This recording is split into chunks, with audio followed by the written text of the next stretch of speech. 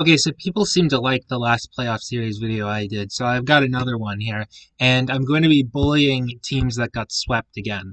Although the circumstances for this one are a little bit different, and the reason why I'm covering it is because so many aspects of it just make it feel like a fever dream, and it's astonishing to me that this series happened in reality, and it's not just one of those things where I watch the West Coast game until 2 in the morning and I pass out and I dream about the Sens winning the Stanley Cup.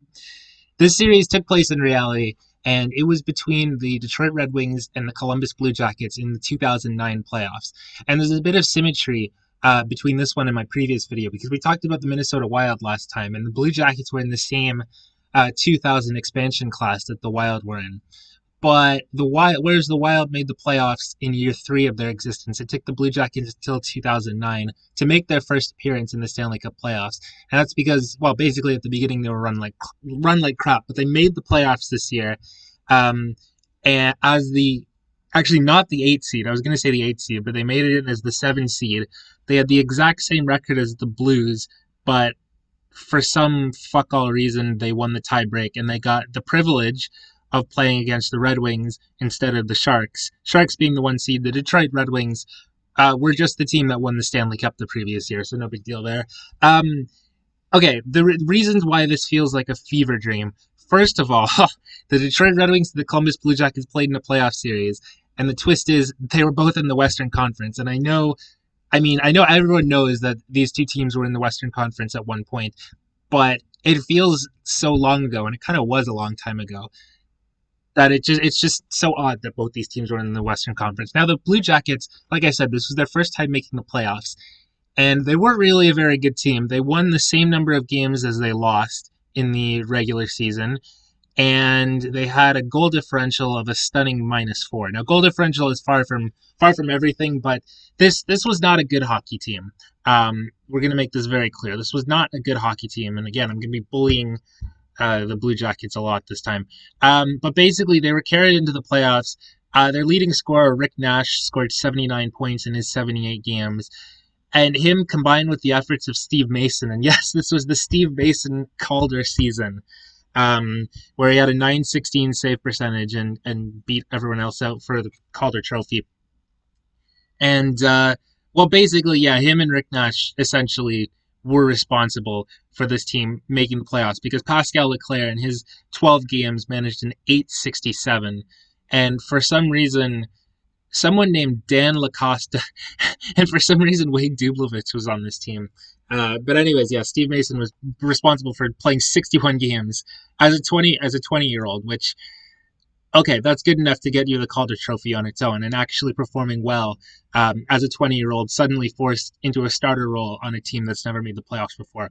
That's great. They also had Christian Huselius, who put up 56 points in his 74 games, RJ Umberger, and believe it or not, a 19-year-old Jakub Voracek.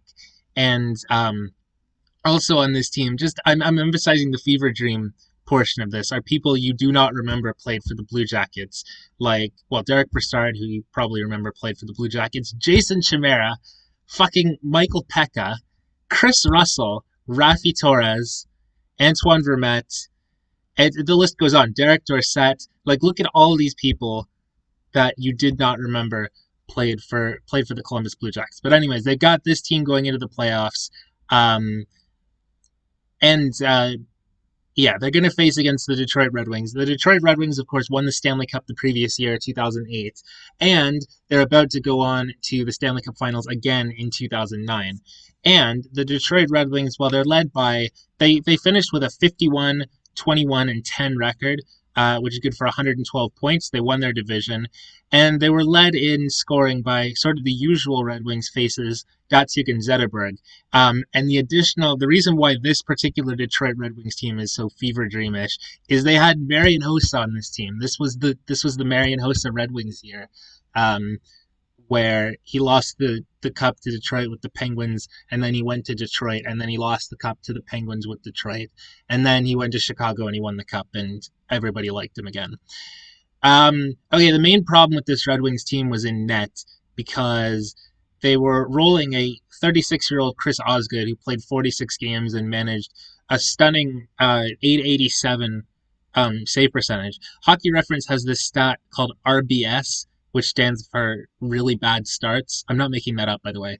Really bad starts, and essentially they quantify a really bad start as you got to save percentage of 850 or worse. And in his 46 games, Osgood managed 10 RBSs, which is pretty good. They had Ty Conklin backing him up, who managed a 909 in his 40 games that he played. And Jimmy Howard, 24-year-old Jimmy Howard, played one game, which he lost with an 857 save percentage. But anyways, the Detroit Red Wings, who won their division, and the Blue Jackets, who barely made the playoffs, are slated for a first-round matchup. And I can imagine every single person on Earth predicted the Red Wings to sweep, and they did sweep. And they did so in a pretty convincing way. Actually, though, I should point out before we start, the Red Wings and Blue Jackets actually did play a game shortly before, I think in March, and the Blue Jackets won that game 8-2.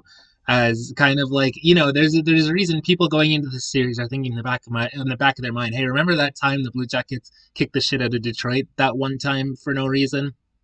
I mean, a week later, the Red Wings returned the favor and beat them 4-0. But hey, remember that time the Blue Jackets beat the Red Wings 8-2? I sure would 8-2 be a Red Wings. Okay, anyways. So the first game taking place at Joe Louis Arena to a capacity crowd of 2,066 spectators on April the 16th, 2009. I'm just reading out the Hockey Reference details at this point. Okay, after a scoreless first, the cocaine man himself, Jiri Hudler, opened the scoring at 10:48 of the second period. And almost immediately, the Blue Jackets answered with an R.J. Umberger goal.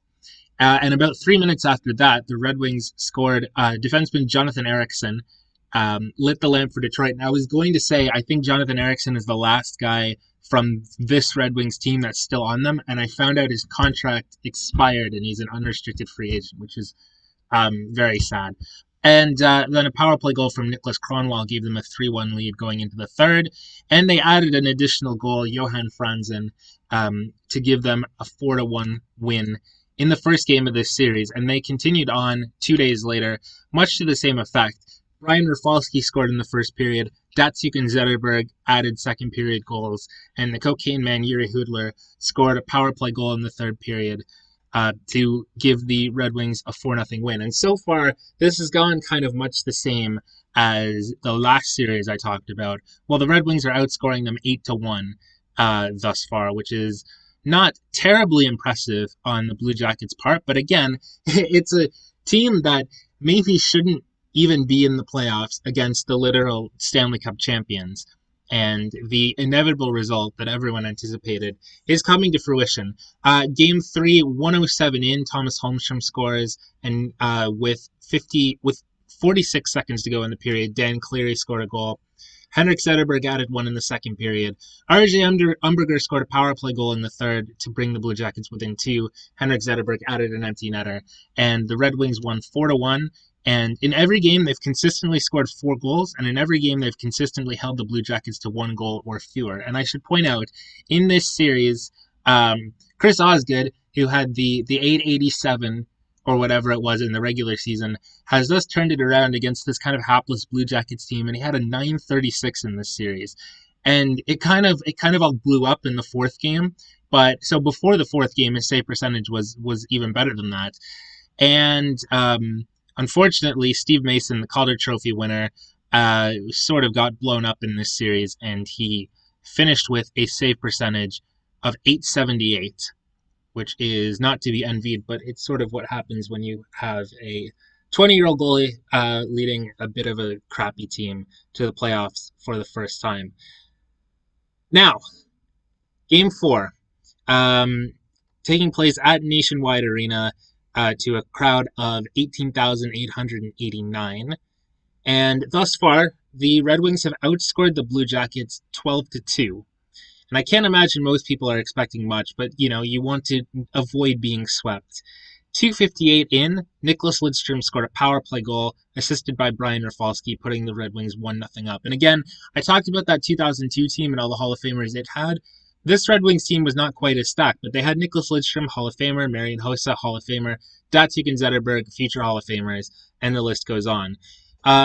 Columbus scored a power play goal about 4 minutes after the Red Wings opened the scoring. Christian Euselius from Rick Nash and Chris Russell. I guess Chris Russell in his younger days was getting power play time for some reason. The Red Wings then answered less than a minute later with a goal by Thomas Holmstrom.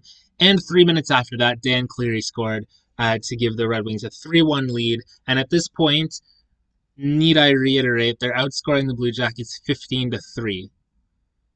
Which again, it's a Stanley Cup champions playing against not that good a team.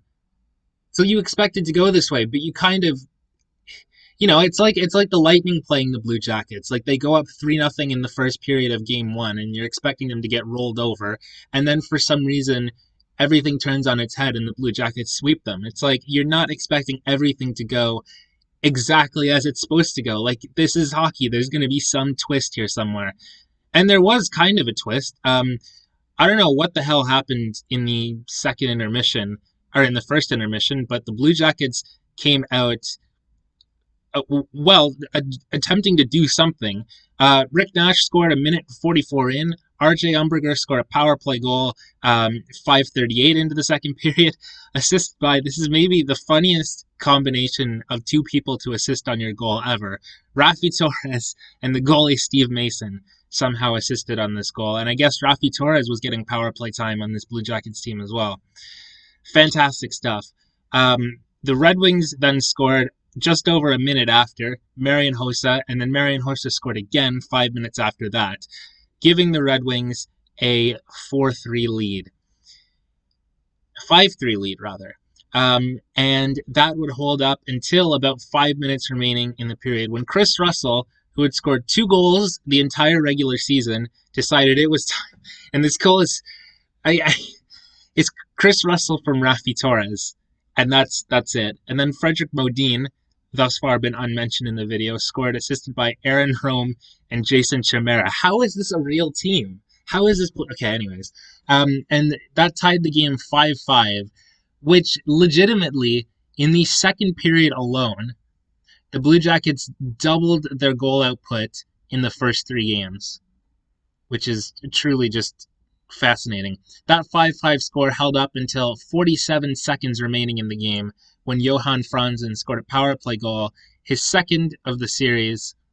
And what's interesting is on this hockey reference page, somehow this was a power play goal in the third period, but there's no log of there actually having been any penalties in the third period. So mysterious power play, I don't know where that came from, but Johan Franzen gives Detroit a 6-5 lead with 47 seconds to go, and that would be the end of the series.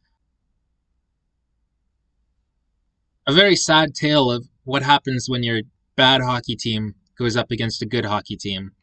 And the Blue Jackets missed the playoffs the next year, the year after that, the year after that, and the year after that. They didn't make it back until 2014 when they did manage to win a game. But they did lose that series to the Penguins in 6 games. But, and this is the redemption arc of the Blue Jackets franchise. What was it, 10 years after? See, it's almost poetic. 10 years after, they're in the exact same situation, and they flip the script on its head, and they sweep the Lightning, thus completing the arc of the Blue Jackets when apparently the arc of this franchise is not winning the Stanley Cup, not even making the finals, it's winning a first-round series, and now they're back to being bad again. I mean, I did openly admit from the beginning we're going to be bullying the Blue Jackets today. But look at this roster. What is this roster? How did you get this combination of random players? Manny Holcher was on this team. How did this happen? Okay, anyways, that's the video. Good night.